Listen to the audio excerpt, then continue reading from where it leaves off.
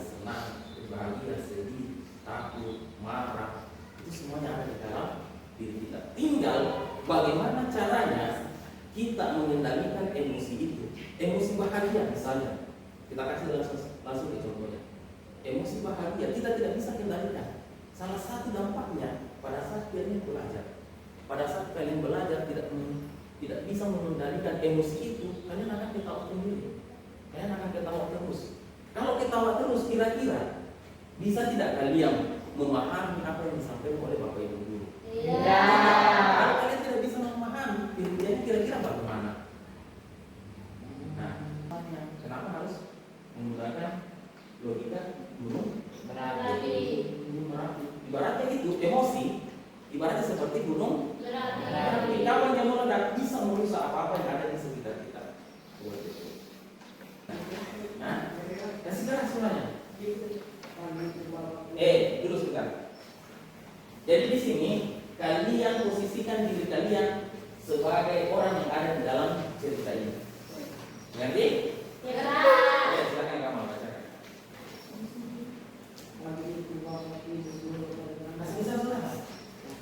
Kasih bisa, kasih lantang, bernadengan semua teman-teman.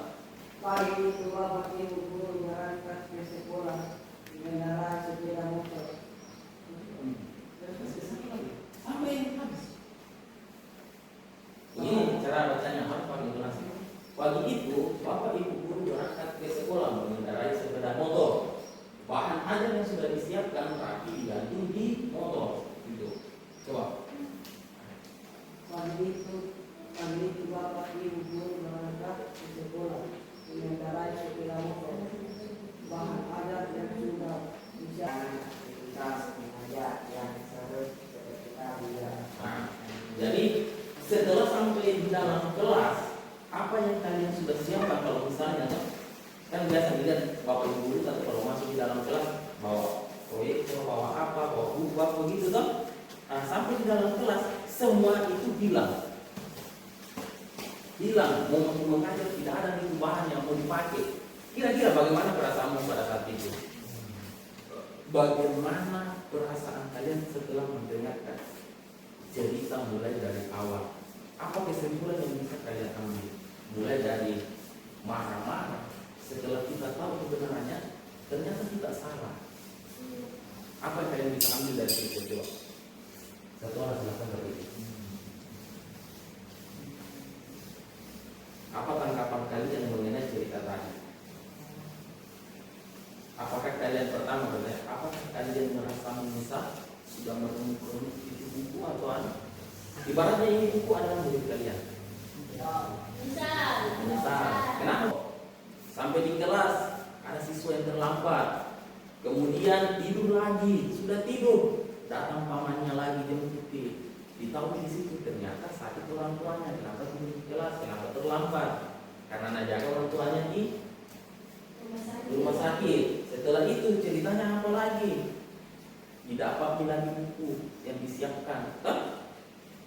Yang mau dipakai untuk mengajar tidak dapat itu perangkatnya. Pertama bagiannya. Kira-kira dari cerita tadi apa yang bisa ditarik kesimpulan? Jadi seperti ini anak-anak sekalian. Dari cerita tadi kesimpulan apa yang bisa kita ambil yaitu pertama, sebelum kita meluapkan emosi kita, sebelum kita marah, kita cari dulu apa penyebabnya. Kita harus bisa mencari penyebabnya. Jadi jangan langsung marah saja.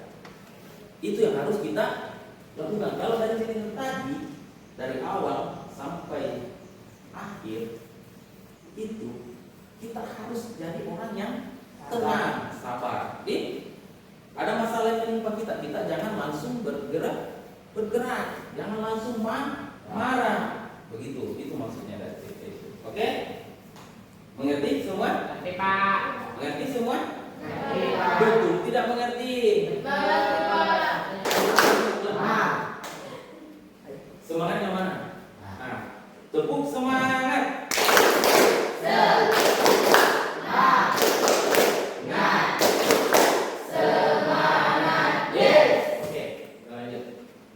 Jadi di sini ada video, silakan diperhatikan dengan baik. Kalian akan membaca nanti ini.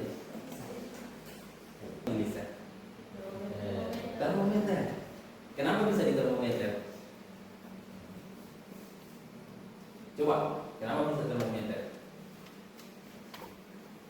Karena emosi tergantung dari suasana dengan keadaan yang kalian alami. Kenapa bisa seperti itu kira-kira? Karena belum bisa mengelola emosi. Anak-anak sekalian, dalam mengelola emosi itu dalam mengelola emosi itu ada beberapa kompetensi. Nah, kompetensi sosial emosional itu terdiri dari 5. Jadi, untuk mengelola emosi itu ada 5 pokoknya yang harus kalian ketahui. Coba satu orang bacakan. Yang pertama di atas. Apia baca. Kompetensi sosial emosional itu untuk mengelola emosi manusia itu ada 5 komponen yang harus kalian pahami. Yang pertama itu ada ini, kesadaran diri. Kita harus sadar diri. Harus tahu diri tadi. Kira-kira contohnya sadar diri itu bagaimana? Ada yang bisa jawab? Contohnya sadar diri itu bagaimana? Kita harus mengelola diri. Bagaimana caranya? Kita harus berpikir secara logika. Jangan bilang berpikir secara logika. Bagaimana caranya menyelesaikan persoalan ini? Oke, kita lanjut. Jadi yang ketiga, pengambilan keputusan yang bertanggung jawab. Jadi apabila mengelola emosi kalian harus menguasai kelima-limanya ini. Mengerti semua? Nah, mulai dari kesadaran diri, kesadaran sosial, kesadaran berrelasi, pengelolaan diri, dan yang terakhir itu pengambilan keputusan yang bertanggung jawab. Mengerti semua di sini? 5 kompetensi yang akan kita pelajari. Mengerti? Oke, lanjut. Selanjutnya dalam memahami, mengelola emosi setiap manusia, yang pertama yang harus kita ketahui itu adalah mengenal peta emosi. Yang di atas ini apa?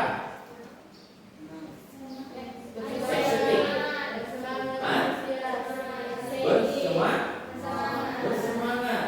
Kalau yang ini?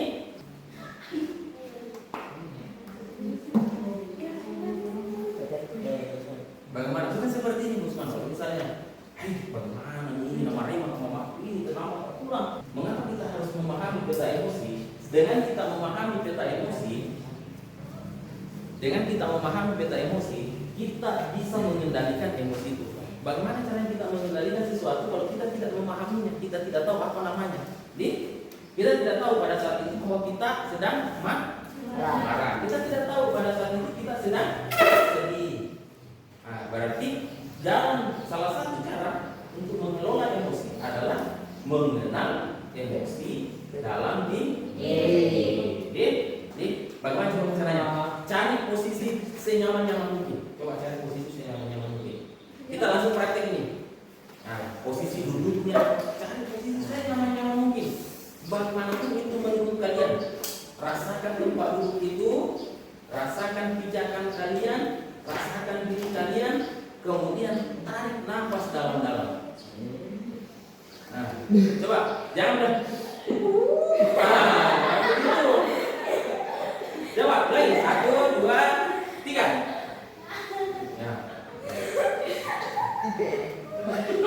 Apa kira-kira perbedaannya setelah kalian melakukan tarik nafas seperti itu dengan biasa? Lebih bersemangat. Ada perasaan lega. Self regulation, mengandalkan diri dengan memahami otak.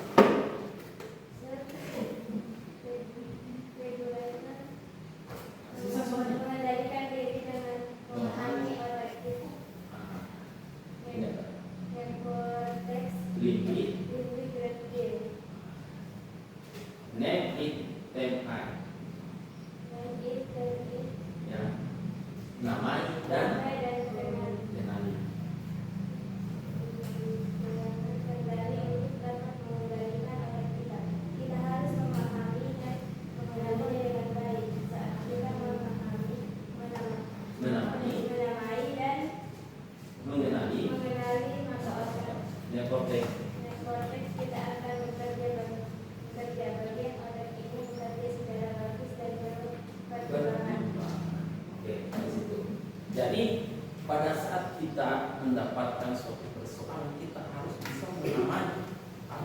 itu di dalam otak kita. Bagaimana caranya kita harus mengenal peta emosi. Kemudian kenali kenapa bisa saya emosi, kenapa bisa saya sedih, kenapa bisa saya marah, seperti itu ya. Ngerti? Nah, di sini tadi di sini ada neokorteks mini dan reptil. Neokorteks itu ini namanya. Ini di dalam otak manusia itu ada yang disebut neokorteks. Ini dia neokorteks ini ibaratnya dia itu adalah pikiran logika. Jadi pikiran logika. Coba lagi pikiran apa? Logika. Dicari telunjuk itu ibaratnya dia adalah pikiran logika. Kemudian di jari tengah dia adalah self control, artinya pengontrol bagi diri kita. Berarti diri jari manis dia adalah regulation, artinya regulation itu aturan yang mengikat kita. Mengerti semua? Kemudian yang terakhir adalah problem solving, pemecahan masalah. Oke, mengerti semua? Pada saat kalian marah, usahakan pada saat kalian merasakan emosi marah, usahakan ibu jari kalian itu kalian lipat ke dalam dan ditekan. Tangan itu terbuka seperti ini dan begini, otomatis terjadi perselisihan. Seperti yang Bapak sebutkan tadi. Ini dia. Coba kalian lihat tangannya.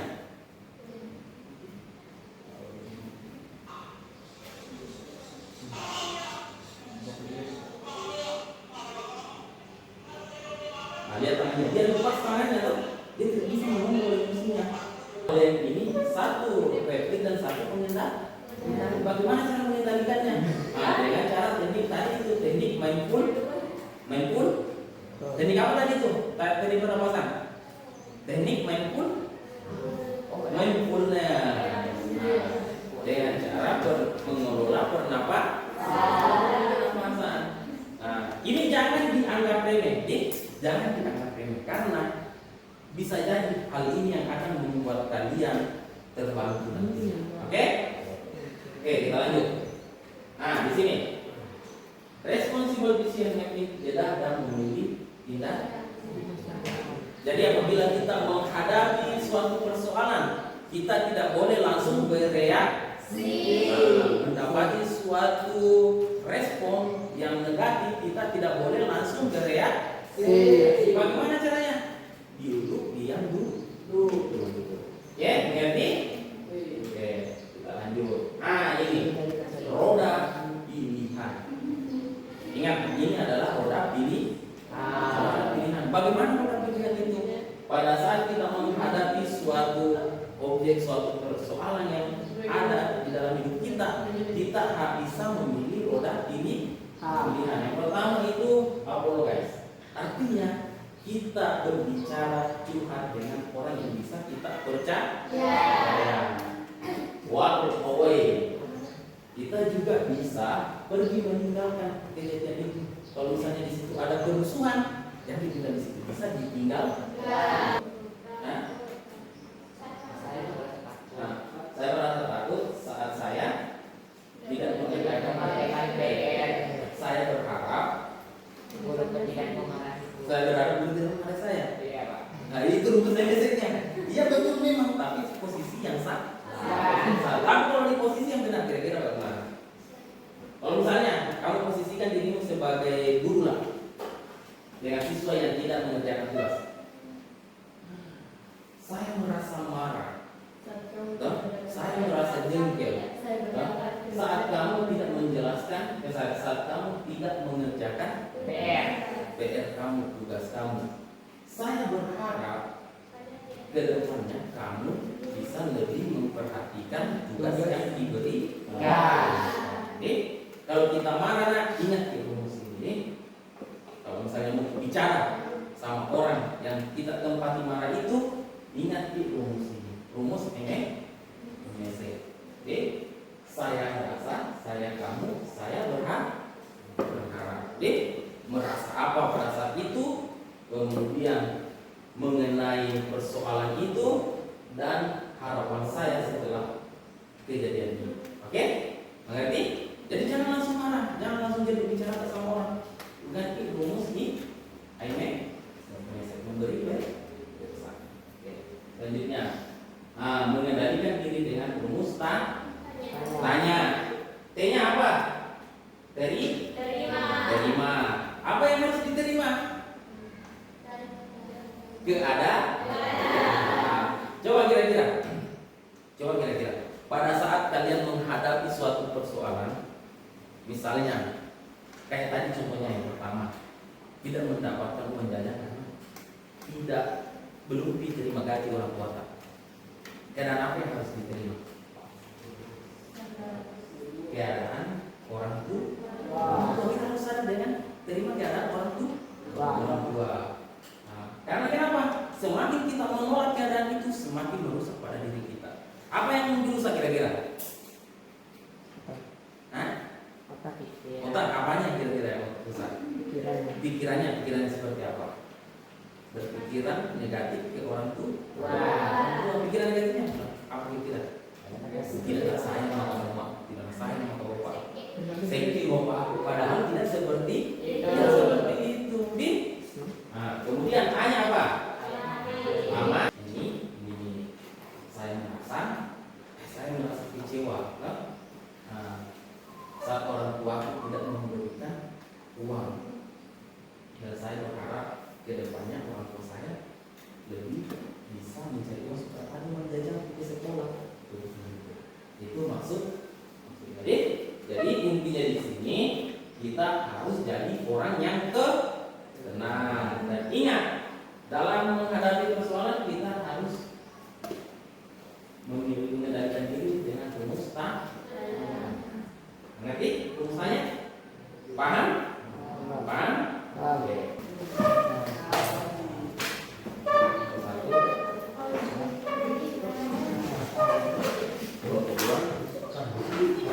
Kelompok 3,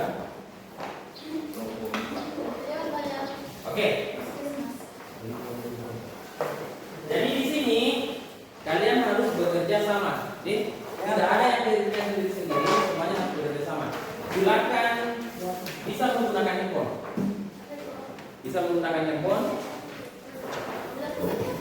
Silakan digunakan handphone. Jadi tugasnya di sini.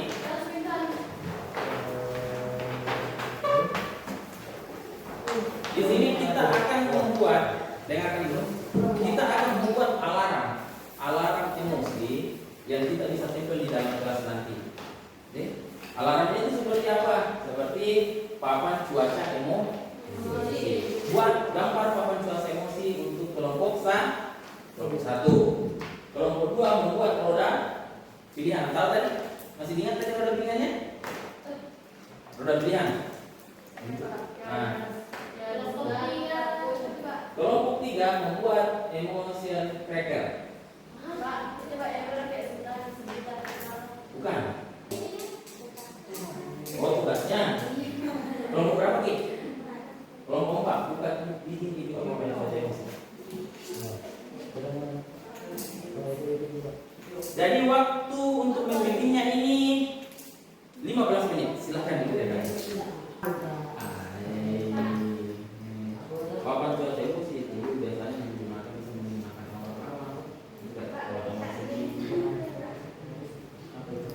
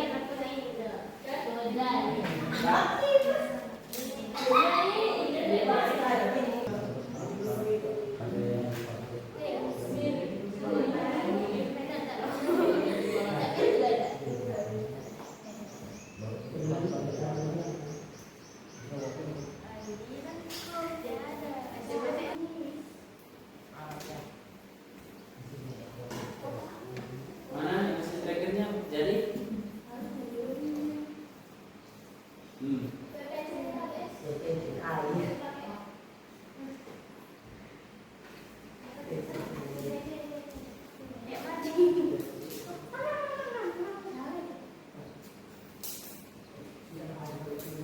nih?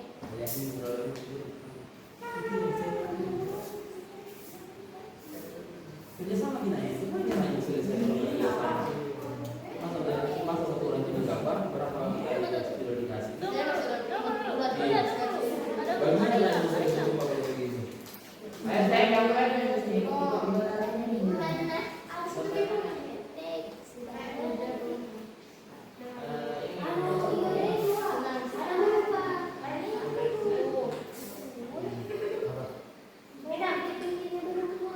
Iya, satu orang gambar.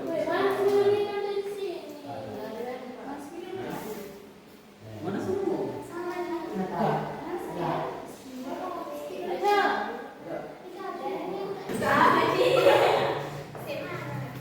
Oke, silakan.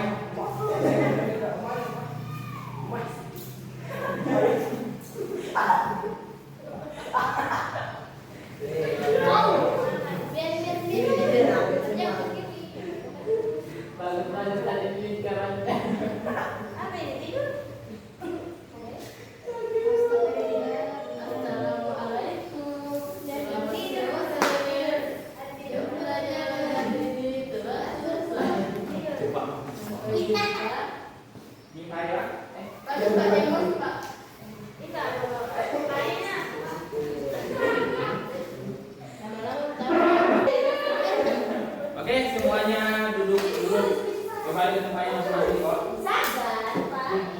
Iya, sambil kerja.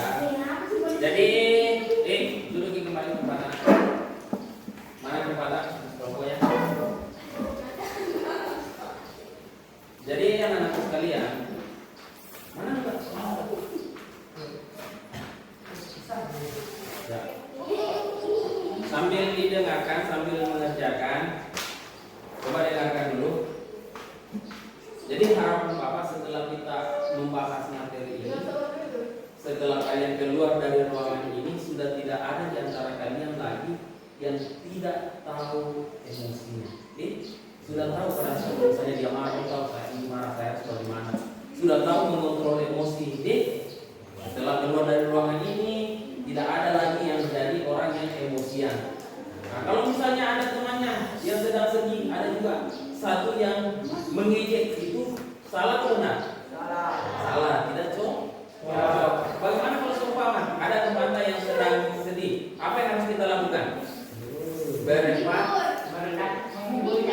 Berhibur dengan cara berempati. Gunakan empati. Kalau ada teman yang sedang emosi, apa yang harus kita lakukan?